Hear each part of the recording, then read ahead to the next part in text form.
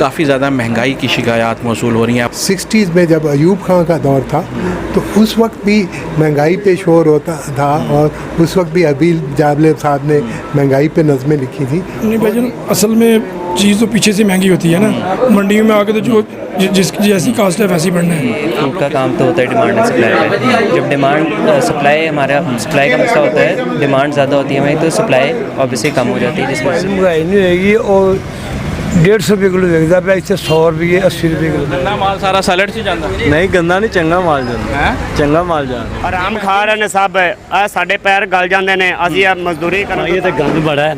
ਅੱਜ ਅਫਸਰ ਆਇਆ, ਅੱਜ ਸਫਾਈ ਹੋਈ ਤੇ ਇੱਥੇ ਅੱਡੇ ਦਾ ਖਰਚਾ ਪੈਂਦਾ ਵੇ। हाँ तो घर कुछ नहीं लेके जाते। बिस्मिल्लाहिर्रहमानिर्रहीम, अस्सलाम वालेकुम नाज़रीन, आज हम मौजूद हैं बदामी बाग की सब्ज़ी और फ्रूट मंडी के अंदर और यहाँ पर हम आवाम से बात करेंगे कि बढ़ती हुई महंगाई की क्या वजूहात है और उससे वो किस हद तक परेशान है। इसके बाद हम कोशिश करेंगे कि मंडी की इंतज़ामिया और वज़ीर ज़राअत से भी उनका मौक़िफ़ ले सके कि हुकूमत इस सब महंगाई को कंट्रोल करने के लिए क्या इक़दाम कर रही है। तो आइए पहले आवाम से बात करते हैं। जी अस्सलाम वालेकुम। वालेकुम। अच्छा, आम किस तरह मिल रहे हैं? आम पड़े जो सब मुश्किल जाम जैसे आम से रेट होंगे। हाँ काला चौंसा जी 700 रुपये का जी पेटी। हाँ जी। कितने किलो है ये जो होएगा 8-9 किलो। 100 रुपये किलो मसलन तुम इतने बेच रहे हो? हाँ जी। और फजरी है जी वो 650 रुपये जी। और चौंसा है जी मोस्ट भी चौंसा वो 1250 रुपये। हाल टोर है 12 नंबर। ਇੰਨੇ ਮਹਿੰਗੇ ਰੇਟ ਜਦੋਂ ਇੱਥੋਂ ਮਿਲਣਗੇ ਤੇ ਫਿਰ ਮਾਰਕੀਟ ਲਾਹੌਰ ਸ਼ਹਿਰ ਦੇ ਅੰਦਰ ਜਾਂ ਦੂਸਰੇ ਸ਼ਹਿਰਾਂ ਦੇ ਵਿੱਚ ਉਹਦੇ ਤੇ ਫਿਰ ਡਬਲ ਮਹਿੰਗਾਈ ਹੋਏਗੀ। नहीं भाई महंगाई नहीं होएगी। और 150 रुपये किलो विकता पे, इतने 100 रुपये 80 रुपये किलो पड़ेगा। 90 रुपये किलो होएगा 12 किलो आम। ਤੇ ਤੁਹਾਨੂੰ ਕਿਸ ਤਰ੍ਹਾਂ ਮਿਲ ਰਿਹਾ ਵਿੱਚ? सानू मिला 900 रुपये का 1150 रुपये का। ਅੱਛਾ, जो ਉਸ ਵਾਲਾ ਤੁਸੀਂ ਕਿੰਨੇ ਦਾ ਵੇਚ ਰਹੇ ਹੋ? 900 रुपये का 1000 का बेच देते। 1000 ਦਾ ਵੇਚ। हाँ जी 40 रुपये का खर्चा होंगे उत्थे ते 60 रुपये बराबर जरूरी। हाल टूर है 12 नंबर। ਤੇ ਕੀ ਸਮਝਦੇ ਹੋ ਮਹਿੰਗਾਈ ਦੀ ਵਜ੍ਹਾ ਕੀ ਹੈ? महंगाई बहुत तेज है। ਕੀ ਵਜ੍ਹਾ ਕੀ? वजह मुझे इससे यूँ सब चीज़ दसी है तब जिदी चीज़ का मुल है। हाँ जी अस्सलाम वालेकुम। ਵਾਲੇਕੁਮ ਸਲਾਮ। अमरूद किस तरह दे रहे हो? ਅਮਰੂਦ 300-250 ਧੜੀ ਚੰਗਾ 60 रुपये किलो ਇੱਥੋਂ ਮਿਲ ਰਿਹਾ ਹੈ। ਜਿਹੜਾ ਚੰਗਾ ਅਮਰੂਦ ਹੈ ਨਾ ਉਹ 400 ਰੁਪਏ ਧਰੀ ਜਾ ਰਿਹਾ। 480 रुपये किलो मंडी चो मिल रहा है। ਮੰਡੀ 'ਚੋਂ ਮਿਲ ਰਿਹਾ। ਤੇ ਫਿਰ ਲਾਹੌਰ ਸ਼ਹਿਰ ਕਿੰਨੇ ਚ ਮਿਲੇਗਾ? ਲੋਟ ਹੈ 100-120 ਰੁਪਏ ਉਹ ਕਿਲੋ। ਸਿਰਫ 20 ਰੁਪਏ ਰੱਖ ਕੇ ਵੇਚ ਦੇਗਾ, ਜਿਹੜਾ ਉਹਦਾ ਕਿਰਾਇਆ ਵੀ ਲੱਗਣਾ ਆਣ ਜਾਣ ਦਾ, ਇੱਥੇ ਦੀ ਕਰਾਏਗਾ ਜਾਏਗਾ, ਉਹਨੇ ਬੱਚਿਆਂ ਨੂੰ ਵੀ ਖਵਾਉਣਾ, ਸਭ ਕੁਝ ਕਰਨਾ। ਇਹ ਤੇ ਹੁਣ ਸਾਡੇ ਜਿਹੜੇ ਰੇਟ ਲਿਸਟਾਂ ਕੱਢੀਆਂ ਉਹਨਾਂ ਨੂੰ ਸੋਚਣਾ ਚਾਹੀਦਾ। ਰੇਟ ਉਹ ਦੇ ਰਹੇ ਨੇ ਛਾਣ ਦਾ ਤੇ ਚੰਗੇ ਦਾ ਰੇਟ ਦੇਣ ਤੇ ਉਹ ਵੀ ਮੁਨਾਫਾ ਕਰ। ਨਹੀਂ ਇੱਥੇ ਇੰਨਾ ਕਿਉਂ ਮਹਿੰਗਾ? ਮੰਡੀ 'ਚ ਤੇ ਸਸਤਾ ਹੋਣਾ ਚਾਹੀਦਾ। ਮੰਡੀ ਵਾਲਾ ਮਹਿੰਗਾ ਰੇਟ ਲਿਸਟ ਦੇ ਨਾਲ ਹੀ ਹੈ। ਜੋ ਰੇਟ ਲਿਸਟ ਤਾਂ ਦੇਖੋ ਆ ਰਹੀ, ਮੈਂ ਨਹੀਂ ਕਹਿ ਰਿਹਾ ਜੋ ਰੇਟ ਸਾਨੂੰ ਪਿੱਛੋਂ ਮਿਲ ਰਿਹਾ ਅਸੀਂ ਵੀ ਪ੍ਰੋਪਰ ਹਿਸਾਬ ਨਾਲ ਵੇਚਣਾ। ਹੁਣ 250-2500 ਦੀ ਡਾਲ ਮਨ ਮਰੂਦ ਨਹੀਂ ਇਹਦੇ 'ਚ ਹੈ। ਤੁਹਾਨੂੰ ਕਿਉਂ ਮਹਿੰਗੀ ਮਿਲ ਰਹੀ? ਏਸੀ ਲੈਣੀ ਹੁੰਦੀ ਸਾਨੂੰ ਮਜਬੂਰੀ, ਅਸੀਂ ਹੋਟਲਾਂ 'ਚ ਛਾਣ ਕੇ ਭੇਜਣਾ ਹੁੰਦਾ। ਹੋਟਲਾਂ 'ਚ ਉਹ ਕੀ ਕਰਦੇ ਇਹਦਾ? ਉਹ ਸੈਲਡ ਸੁਲੋ ਵੇਚ ਦੇਣੇ। ਗੰਦਾ ਮਾਲ ਸਾਰਾ ਸੈਲਡ 'ਚ ਜਾਂਦਾ? ਨਹੀਂ ਗੰਦਾ ਨਹੀਂ, ਚੰਗਾ ਮਾਲ ਜਾਂਦਾ। ਹੈ ਚੰਗਾ ਮਾਲ ਜਾਂਦਾ। ਨਹੀਂ, ਮੈਂ ਅੱਗੇ ਵੀ ਸੁਣਿਆ ਕਿ ਜਿਹੜਾ ਗੰਦਾ ਮਾਲ ਗਲ-ਗੁਲ ਜਾਂਦਾ ਇਹਦੀ ਫਰੂਟ ਚਾਟ ਬਣਦੀ ਹੈ ਤੇ ਨਹੀਂ ਉਹ ਨਹੀਂ, ਉਹ ਤਾਂ ਚੰਗਾ ਜਾ ਰਿਹਾ। ਜੀ अस्सलाम वालेकुम। जी वालेकुम अस्सलाम। ਤੁਸੀਂ ਇੱਥੇ ਕੀ ਕਰਦੇ ਹੋ? जी मैं केले बेचता हूँ यहाँ पे लुंगर। ਤੇ ਕੀ ਰੇਟ ਕੀ ਹੈ ਕੇਲਿਆਂ ਦਾ? रेट है 550 का एक लुंगर है, 600 का है, 450 का है। इस तरह मुख्तलिफ ਲੰਗਰ 'ਚ ਕਿੰਨੇ ਹੁੰਦੇ? 8 से 10-12 दर्जन 13 दर्जन ਤੇ ਦਰਜਨ ਦਾ ਕੀ ਰੇਟ ਪਿਆ? तकरीबन 50 रुपये 40 रुपये और 60-70 रुपये पड़ ਜਦੋਂ ਤੁਹਾਨੂੰ 40 50 70 ਰੁਪਏ ਇੱਥੇ ਤੁਸੀਂ ਵੇਚੋਗੇ ਤੇ ਆਵਾਮ ਨੂੰ ਜਦੋਂ 120 ਰੁਪਏ ਦਾ ਮਿਲੇਗਾ ਤੇ ਉਹਦੇ 'ਚ ਸਹੀ ਹੁੰਦੀ ਹੈ। असल में सर बात यह कि जिस तरह का माल उसी तरह के पैसे होते हैं। अगर अच्छा माल है तो वो 70-80 रुपये मंडी में पड़ेगा, तो बाहर जो कम से कम 100 रुपया बिकेगा। तो यहाँ पे जो है ना अगर थोड़ा सा दरमियाना है तो वो 50 पड़ेगा, उससे थोड़ा नीचे है तो वो 30-35 पड़ेगा। 15-20 रुपये जो है ना मार्जिन रखते हैं दुकान में। आपको ये कितने का मिला? ये मुझे 400-400 के मिले हैं दोनों। 400 के मिले जी। तो क्या रीज़न है इतना महंगा क्यों मिल रहा है मंडियों में? बस वो एक्चुअली अभी बड़ी ईद गुजरी है ना, ईद उल अज़हा गुजरी है, तो उस वजह से मज़दूर लोग जो हैं वो कटाई वगैरह के लिए बागों में नहीं आए, तो इस वजह से माल जो है ना वो अभी दरख्तों के साथ ही लटका हुआ है। तो वहाँ से आएगा तो फिर आगे जो है ना बिकेगा, ज़्यादा माल आएगा तो ज़्यादा मतलब सस्ता होगा, आम के लिए रिलीफ होगा। इस शार्ट हो गया माल, इसलिए जो है ना महंगा हो गया, थोड़ा माल कम है। ਹਾਂਜੀ ਤੁਸੀਂ ਕੀ ਕਰਦੇ ਹੋ ਇੱਥੇ? ਅਸਲਾਮ ਵਾਲੇਕਮ ਜੀ। ਵਾਲੇਕੁਮ ਅਸਲਾਮ। ਭਾਈਆਨ ਅਸੀਂ ਜੜ੍ਹਾਂ ਵਾਲੇ ਤੋਂ ਮਜ਼ਦੂਰੀ ਕਰਨ ਆਏ ਆ। ਇਹ ਇਮਰਾਨ ਖਾਨ ਤੋਂ ਟੈਕਸ ਲੈ ਰਿਹਾ ਹੈ। ਬਾਹਰ ਰਕਸ਼ੇ ਦੇ ਮਾਲ ਰੋਡ ਤੇ ਖਿਲਾਰ ਕਰਦੇ 50 ਰੁਪਏ ਦੇ ਦਿਓ ਜੀ, 40 ਰੁਪਏ ਦੇ ਦਿਓ।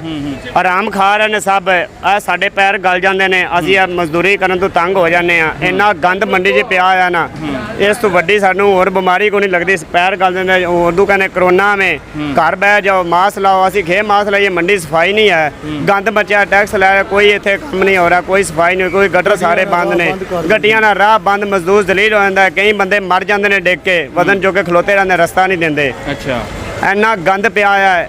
ਕਿੰਨੀ ਕਮਾਈ ਕਰ ਲੈਂਦੇ ਹੋ? ਅਸੀਂ ਕੋਈ 700-800 ਇੱਥੇ ਦਿਹਾੜੀ ਕਮਾਉਂਦੇ ਆ।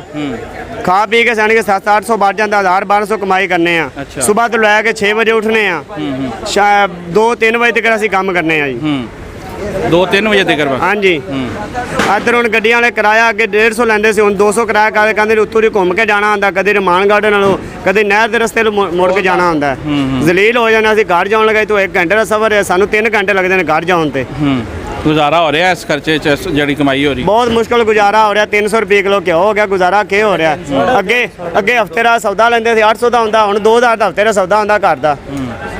ਬਹੁਤ ਔਖਾ ਗੁਜ਼ਾਰਾ ਹੋ ਗਿਆ। ਇੰਨੀ ਮਹਿੰਗਾਈ ਕੀਤੀ ਕਿ 110 ਰੁਪਏ ਕਿਲੋ ਚੀਨੀ ਮਿਲ ਰਹੀ ਸਾਨੂੰ। ਬੋਤਲ ਅਸੀਂ 1.5 ਪੀ ਲਈ ਬੋਤਲ ਲਈਏ ਤਾਂ 110 ਨਹੀਂ ਕਰਤੀ ਨੇ 1.5 ਲੀਟਰ ਵਾਲੀ। ਕੋਈ ਸ਼ਰਮ ਜਾਂ ਹੈ ਇਹਨਾਂ ਨੂੰ? ਚਲ ਠੀਕ ਹੈ। ਭਾਈ ਇਹ ਤਾਂ ਗੰਦ ਬੜਾ ਹੈ। ਅੱਜ ਅਫਸਰ ਆਇਆ, ਅੱਜ ਸਫਾਈ ਹੋਈ ਹੈ। ਅੱਗੇ ਗੋਡੇ ਗੋਡੇ ਪਾਣੀ ਇੱਥੇ ਹੁੰਦਾ ਸੀ, ਲੰਘ ਕੇ ਜਾਂਦੇ ਆ, ਲੰਘ ਕੇ ਆਉਂਦੇ ਆ, ਸਾਡੀ ਕੋਈ ਨਹੀਂ ਸੁਣਦਾ ਇੱਥੇ। ਤੇ ਤੁਹਾਡੀ ਮਿਹਰਬਾਨੀ ਹੈ, ਅਫਸਰਾਂ ਵੱਡੇ ਜਿਹੜੇ ਨੇ, ਰਾਹ ਬੰਦ ਹੋ ਜਾਂਦਾ ਹਰ ਗੱਲ। ਇਹ ਬਰਸਾਤ ਦੀ ਵਜ੍ਹਾ ਤੋਂ ਤਾਂ ਨਹੀਂ ਹੈਗਾ? ਇਹ ਹਰ ਇਹ ਸਹੀ ਹੈ, ਇੱਥੇ ਕੋਈ ਸਫਾਈ ਨਹੀਂ ਹੁੰਦੀ। ਦੋ ਦਿਨ ਪਾਣੀ ਨਹੀਂ ਨਿਕਲਦਾ। ਅੱਜ ਪਾਣੀ ਕਿੱਥੋਂ ਨਿਕਲ ਗਿਆ? ਅੱਜ ਪਾਣੀ ਇਸ ਵਾਰ ਨਿਕਲਿਆ, ਅਫਸਰ ਨੇ ਆਣਾ ਕਿਸੇ ਨੇ, ਉਹ ਸਫਾਈ ਕਰਕੇ ਦਿਖਾਤੀ, ਲੋ ਸਫਾਈ ਹੋ ਗਈ। ਬਸ ਮਿਹਰਬਾਨੀ ਇਹਨਾਂ ਦਾ ਬਸ ਕੋਈ। ਜੀ अस्सलाम वालेकुम। वालेकुम। सेब किस तरह दे रहे हो? सेब 350 रुपये का 5 किलो। 350 रुपए का 5 किलो, मतलब 70 रुपए किलो। अच्छा, तो ਇਹ ਸ਼ਹਿਰ ਕਿਵੇਂ ਮਿਲੇਗਾ? शहर 100 रुपये किलो बिक रहे हैं। सिर्फ 30 रुपये रखेगा वो? सिर्फ 30 रुपये 1 किलो पीछे 30 एक पेटी तो ਵਿੱਚ 15 ਕਿਲੋ ਹੁੰਦਾ ਹੈ। ਤਾਂ 30 ਰੁਪਏ ਇੱਕ ਪੇਟੀ ਪਿੱਛੇ ਹੋਏ ਤਾਂ 450 ਰੁਪਏ ਇੱਕ ਪੇਟੀ ਦਾ ਬਚਤ ਆ ਜਾਂਦੀ ਹੈ, ਅਗਰ 30 ਰੁਪਏ ਬਚਤ ਹੋਏ ਤੇ ਤੁਹਾਨੂੰ ਕਿਸ ਤਰ੍ਹਾਂ ਮਿਲੀ ਪੇਟੀ? ਸਾਨੂੰ ਇਹ ਤਕਰੀਬਨ 60 ਰੁਪਏ ਕਿਲੋ ਪਿਆ ਹੈ। 60 ਰੁਪਏ ਕਿਲੋ। ਤੁਸੀਂ 10 ਰੁਪਏ ਰੱਖ ਕੇ ਵੇਚ ਰਹੇ ਹੋ? 10 ਰੁਪਏ ਜਿਹੜਾ ਵੇ ਨਾ, ਉਹਦੇ 'ਚ ਸਾਡੀ ਮਜ਼ਦੂਰੀ ਪੈਂਦੀ ਹੈ ਤੇ ਇੱਥੇ ਅੱਡੇ ਦਾ ਖਰਚਾ ਪੈਂਦਾ ਵੇ। ਹਾਂ, ਤੇ ਘਰ ਕੁਝ ਨਹੀਂ ਲੈ ਕੇ ਜਾਂਦੇ? ਕਿਉਂ ਨਹੀਂ ਕੁਝ ਲੈ ਕੇ ਜਾਂਦੇ। ਅਗਰ ਅਸੀਂ 20 ਪੇਟੀਆਂ ਵੇਚਨੇ ਆ ਤਾਂ ਸਾਡੀ ਤਾਂ 1500 2000 ਦੀ ਦਿਹਾੜੀ ਲੱਗ ਜਾਂਦੀ ਹੈ। ਜੀ ਹਾਂ। ਠੀਕ ਹੈ। ਤੇ ਕਿਉਂ ਇੰਨਾ ਮਹਿੰਗਾ ਤੁਹਾਨੂੰ ਕਿਉਂ ਲੱਗਦਾ, ਕਿਉਂ ਮਿਲ ਰਿਹਾ?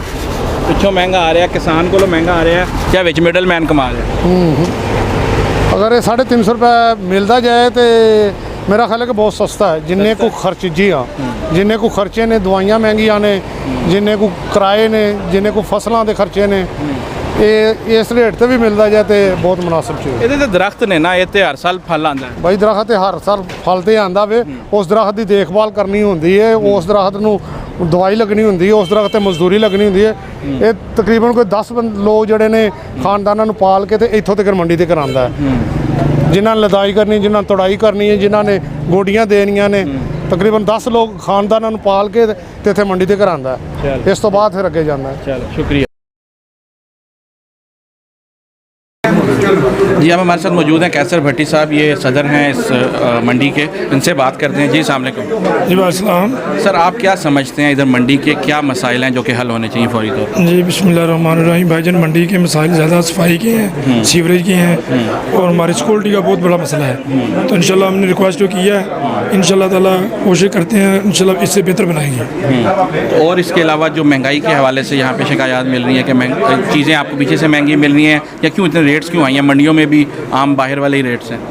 नहीं भाईजान, असल में चीज़ तो पीछे से महंगी होती है ना, मंडियों में आके तो जो जिसकी जैसी कास्ट है वैसी बढ़ना है। आप लोग किसानों से खरीदते हैं या मिडल मैन से? नहीं, हम किसानों से खरीदते हैं। हाँ जी, और किसानों को इन्वेस्टमेंट करवाते हैं, हर चीज़ हम मुहैया करते हैं और हम कमीशन पे बेचते हैं। चलें, शुक्रिया जी। अब हमारे साथ मौजूद हैं नायब सदर इस मंडी के जनाब अरसलान ज़हीर साहब, इनसे भी बात करते हैं। जी अस्सलाम वालेकुम। सर आप क्या समझते हैं मंडियों के क्या मसाइल हैं जिसकी वजह से आवाम को महंगे रेट्स मिल रहे हैं, आवाम में महंगाई पाई जा रही है? देखें, सबसे बड़ी बात है है ये फ्रूट का काम तो होता है डिमांड एंड सप्लाई पे। जब डिमांड सप्लाई हमारा सप्लाई का मसला होता है, डिमांड ज़्यादा होती है हमारी तो सप्लाई ऑब्वियसली कम हो जाती है, जिसकी वजह से प्राइसेस हाई होती हैं। उसके अलावा मंडियों के हमारे बहुत मसले हैं, इंक्रोचमेंट का एक बहुत बड़ा मसला है मंडियों में इंक्रोचमेंट का, कि आप कह लें कि अगर हमारी मेन रोड है सब इंक्रोचमेंट हुई हुई है, मंडी तंग हुई हुई है ये। लेकिन हमारे साथ जो हमारे मिनिस्टर ने आए हैं वज़ीर ज़राअत गर्देरी साहब, इन्होंने हमें श्योरिटी दिलाई है कि ये हमारे लिए काम करेंगे। उन्होंने इस महीने हमारी यूनियन को भी बुलाया है मीटिंग के लिए, जिसमें हम उनको अपने सारे मसलों से आगाह करेंगे।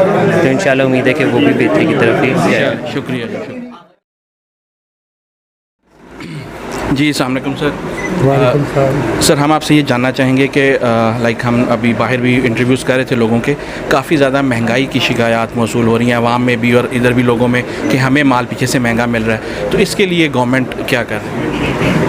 अल्लाह की मेहरबानी से महंगाई पे अब तो गवर्नमेंट ने काफ़ी कंट्रोल कर लिया है और इसमें ख़ास इनकरेजिंग बात जो हमें नज़र आती है प्राइम मिनिस्टर इमरान खान साहब की क़यादत में जो हमने अभी एफ़र्ट्स किए हैं उनके रिज़ल्ट आने शुरू हो गए हैं और उस रिज़ल्ट की वजह से अब आपने देखा है ना इंटरनेशनली अब जो सर्वे आया है उसमें कॉस्ट ऑफ लिविंग जो है पाकिस्तान सबसे लोएस्ट नंबर पे है और दूसरे नंबर पे अफ़गानिस्तान और फिर बाकी ममालिक हैं।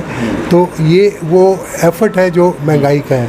बाकी ये वक्त के साथ साथ ये महंगाई पे मामलात या इशू पे बात होती रहती है। अगर आप 70s का उठा के देख लें, बल्कि उससे पहले 60s में जब अयूब खान का दौर था तो उस वक्त भी महंगाई पे शोर होता था और उस वक्त भी अबील जाबले साहब ने महंगाई पे नज़में लिखी थी। और ये एक क्योंकि कंज्यूमर की ये ख्वाहिश होती है कि उसे सस्ती से सस्ती चीज़ें मुयसर हों और लेकिन अब हमने जब कंपेयर करना होता है इंटरनेशनल बाकी ममालिक के साथ तो फिर हमें अंदाज़ा होता है कि हमारे मुल्क में कितनी महंगाई है और कितनी बाकी ममालिक में महंगाई है। तो कंपैरिजन में अल्लाह की मेहरबानी से हमारे मुल्क में महंगाई कम है।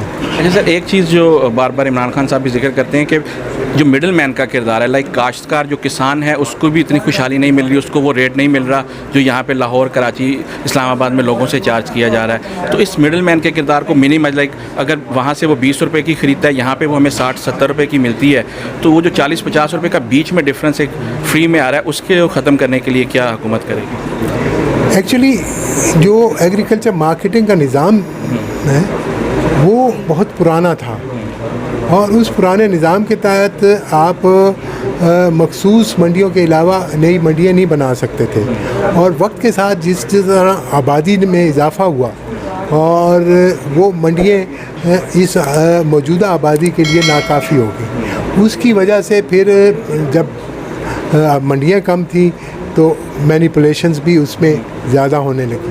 अब प्राइम मिनिस्टर इमरान खान साहब की विज़न के मुताबिक अब चूँकि नई मंडियाँ बन रही हैं, ज़्यादा मंडियाँ खुल रही हैं, तो इसमें एक हेल्दी कंपटीशन शुरू हो जाएगा और वो जो मोनोपोलिस्टिक ट्रेंड्स थे वो ख़त्म हो जाएंगे और उससे तमाम पार्टीज़ का मफाद जो है वो इंटैक्ट होगा, चाहे वो कंज्यूमर हो चाहे वो काश्तकार हो। चलिए, thank you very much sir, thank you. जी नाज़रीन, तो हमने कोशिश की कि यहाँ के जो फ्रूट सेलर्स हैं उनकी भी बात आप तक पहुँचाएँ। इसके बाद हमने इंतज़ामिया का भी मौक़िफ़ लिया और वज़ीर ज़राअत से भी बात की। उम्मीद करते हैं कि आपको हमारी ये कोशिश पसंद आई होगी। इसके साथ ही अपने मेज़बान मोहसिन मलिक को इजाज़त दें, आपसे मुलाकात होगी बहुत जल्द। अल्लाह हाफ़िज़।